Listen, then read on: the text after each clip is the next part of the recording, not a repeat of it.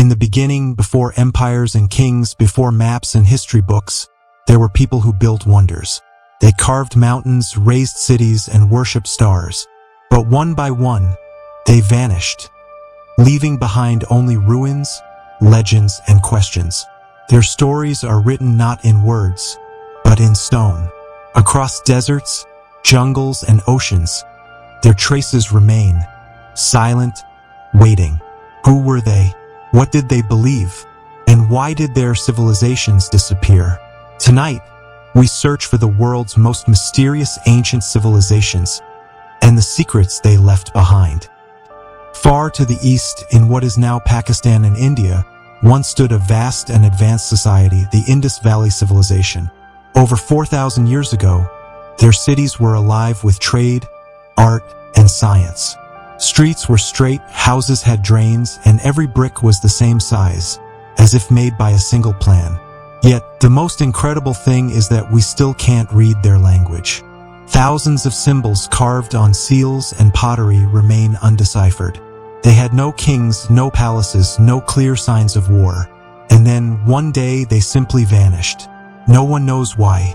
Perhaps the rivers they depended on changed course. Perhaps the monsoon rains stopped. Or maybe something even stranger happened. The silence of Mohenjo-Daro and Harappa feels almost deliberate, as if an entire people quietly stepped out of history. Across the ocean, in the dry plains of southern Peru, a different kind of mystery stretches across the ground.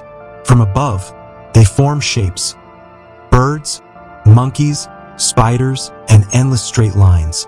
These are the Nazca lines, massive drawings carved into the earth around 500 BCE. From the ground, you can't see them. From the sky, they make perfect sense. Why would a people with no aircraft create art only visible from above? Some say they were made to honor the gods in the heavens. Others believe they were giant calendars to track the stars. Whatever their purpose, the Nazca left behind one of humanity's greatest puzzles: drawings meant for eyes that could fly. High in the cold mountains of Bolivia, near Lake Titicaca, lie the ruins of Tiwanaku.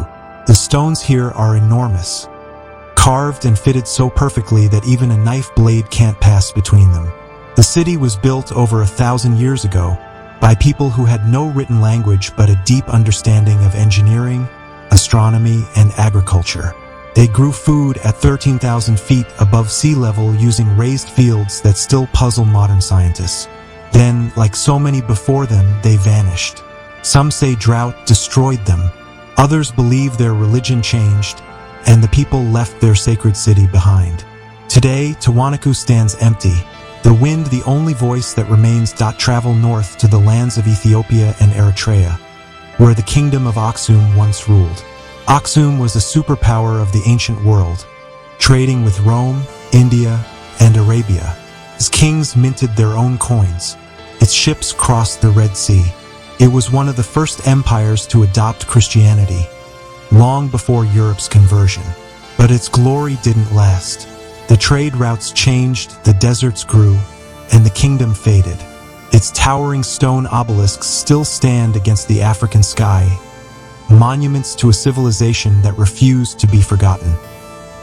In the red deserts of Jordan stands a city carved straight into the rock, Petra, the jewel of the Nabateans. From the outside, it looks like the entrance to a palace, its columns glowing at sunset. But behind the beauty lies mystery. The Nabateans mastered desert life, capturing rainwater and storing it underground. They grew rich from trade, spices, silk, incense.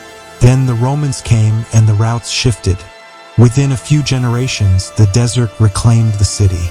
By the time Western explorers rediscovered it in the 1800s, Petra had been lost for more than 1,000 years. Today, when you walk through the narrow canyon toward the treasury, it feels like stepping into another world. A place where time stands still and the walls themselves seem to whisper ancient secrets. Deep in the jungles of Cambodia rises a sea of stone towers, Angkor Wat and the vast Khmer Empire. Once, it was one of the largest cities on Earth with millions of people. Its temples were built to mirror the heavens. Its canals and reservoirs stretched for miles. But the jungle has taken back what men once built. Trees twist through walls. Monkeys run along the roofs where kings once prayed. Scientists think droughts and wars broke the empire. But locals say the gods simply turned their faces away. Whatever the truth, Angkor reminds us that even the greatest creations are temporary. Far to the Pacific, scattered islands hide even stranger stories. On the remote island of Nanmadol, huge basalt stones form canals and palaces that rise from the sea itself. No one knows how the builders moved these stones, some weighing tens of tons, across coral reefs. Local legends say the city was built by sorcerers who used magic to float the rocks through the air. When explorers arrived centuries later, they found only ruins, seaweed, and silence. Nanmadol, the Venice of the Pacific, stands half-sunk, half-dream, as though the ocean itself is guarding its memory. And then there's Göbekli Tepe in modern-day Turkey, a site so ancient it rewrites history. Built around 9600 BCE, long before farming or writing, it contains massive stone pillars arranged in perfect circles. Each pillar is carved with animals: lions, vultures, snakes. No homes, no graves, no signs of daily life. It seems to have been built purely for worship. But who were the builders? And how did they carve such massive stones with Stone Age tools? When they finished, they buried it on purpose, covering their own masterpiece under tons of earth. It lay hidden for 12,000 years. Why would a people hide their greatest creation? Across time and continents, the pattern repeats. Civilizations rise, build wonders, and vanish. The Indus people, the Nazca, the Tiwanaku, the Khmer, the Nabateans, all brilliant, all gone. We, the living, dig through their ruins searching for answers, but what we really find is reflection. They remind us how fragile greatness can be. A shift in the river, a drought, a lost belief, and everything changes. The wind moves through their empty temples like a voice saying, "Nothing lasts forever." But maybe that's the lesson they left us. That power fades, knowledge is lost, but wonder endures. Their stones remain. Their mysteries survive. And as long as we keep asking who they were, they're not truly gone. So when you see the silent pyramids, the buried cities, the forgotten temples, remember, they are not only ruins. They are warnings. They are mirrors. They are the ghosts of our own ambition. The most mysterious civilizations are not lost in the past. They live in the questions that still haunt us. But there are whispers, strange echoes that link these vanished worlds. When you look closely, it's as if all these civilizations shared a single dream: to reach beyond mortality, to speak with the gods, to carve their names into eternity. Across continents, cultures that never met built the same shapes: pyramids, temples, stone circles. They aligned them with the stars, believing the heavens were maps to immortality. The Egyptians built theirs for the afterlife. The Mayans built theirs for the gods above. The Sumerians, the Chinese, the Khmer, all reached upward, as if chasing something greater than themselves. Was it coincidence? Or did they remember something we have forgotten? An ancient truth carried through myth and stone? When archaeologists unearth these sites, they find details too precise to dismiss. The stones of Tiwanaku cut with impossible accuracy. The measurements of the Great Pyramid matching planetary distances. The Nazca lines pointing to celestial events. How could people, thousands of miles apart, share such knowledge? Perhaps they didn't just look at the stars. Perhaps they listened to them. In ancient myth, gods were said to descend from the sky, bringing fire, metal, and knowledge. The Sumerians called them the Anunnaki. The Maya spoke of Kukulkan, the feathered serpent who came from the heavens. In Egypt, it was Thoth, the god of wisdom, who taught men how to write. Maybe these stories are not myths at all, but memories, faint recollections of visitors who came long before written history began. And maybe when those visitors left, humanity tried to follow. Every mysterious civilization seems to share the same fate. Sudden silence. Cities left intact, tools abandoned, lives interrupted. The Indus people walked away from their cities. The Maya left their temples mid-construction. Even the builders of Göbekli Tepe buried their own sanctuary. It's as if something or someone told them to stop. Some say climate change destroyed them. Others believe disease, invasion, or famine. But legends tell a darker story of floods, fires, and celestial punishment. The Epic of Gilgamesh, the Bible's flood, the tales of Atlantis, all speak of an ancient time when humanity's pride brought destruction from above. And maybe that's the true pattern. Not nature, not time, but memory. The memory of a world that ended before history began.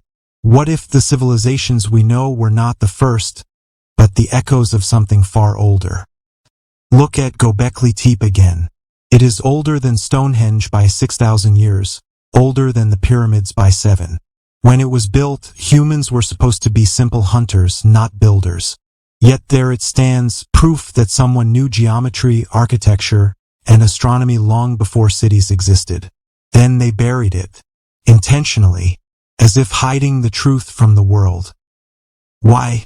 Some researchers think they feared something, a punishment, a forbidden knowledge. Others think it was a ritual to seal a gateway or to end a cycle of time.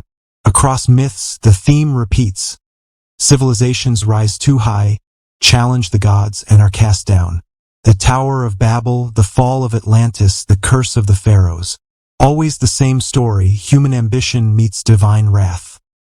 In Egypt, they called it Zep Tepi, the first time, when gods walked with men. The priests said the pyramids were copies of something older, a design given by beings from the stars. On the walls, we see not simple drawings, but complex maps, constellations, star paths, and cycles of time. Every few thousand years, the same constellations align again: Orion, Sirius, the Pleiades, as if marking the return of something ancient. Some believe these alignments were warnings left by the old world, signs of destruction or rebirth. Perhaps the civilizations we call mysterious were not trying to rule the world, they were trying to save it. In the jungles of Central America, the Maya counted time differently. Their calendar wasn't just about years. It was about cycles, ages of creation and destruction. They believed the world had ended before and would end again. When the Spanish arrived, the Maya priests said their time had already passed. The gods had retreated into the sky. Their temples were built not to worship, but to remember. It's the same in the Pacific. On Easter Island, the statues, the moai, face inward toward the land, not the sea. They were watching over something, or guarding it. What if all these monuments, scattered across continents, are part of one ancient message, a warning left for us? Every ruin, every carving, every buried temple feels connected, like fragments of a forgotten sentence. A message humanity has been trying to read for thousands of years. But as we search, the message becomes harder to hear. Modern cities rise where ancient ones once stood. Satellites circle above the same stars the ancients worshipped. We think we've moved beyond myth, yet our fears are the same.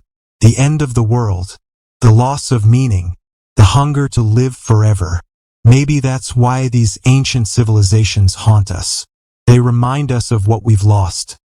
A sense of mystery, of humility, of connection to the unseen. They remind us that knowledge without wisdom can destroy as easily as it builds. When you stand before the ruins of an ancient world, when the wind passes through silent pillars and forgotten stones, you can almost feel them. The people who once lived, dreamed, and vanished. Their breath lingers in the dust. Their stories echo through the cracks in the walls. And sometimes, if you listen long enough, it feels like they're still speaking. Not with words, but with warning. They're telling us we were here. We built great things. But we thought we were eternal. And eternity is the one thing we could never defeat. So the question remains, were these civilizations destroyed by chance or by destiny? Maybe they were erased to make room for us. Or maybe we are just another chapter in the same endless story. The rise, the glory, the fall. And one day, long after we're gone, Someone else will find the ruins of our cities. They'll stand where we once stood, holding fragments of glass and metal, wondering who we were and why we disappeared. They'll dig through our concrete temples and whisper, "They were advanced, but they forgot to listen to the stars." The cycle will begin again, because history doesn't end. It sleeps, and the most mysterious civilizations were never lost, only waiting to be found again.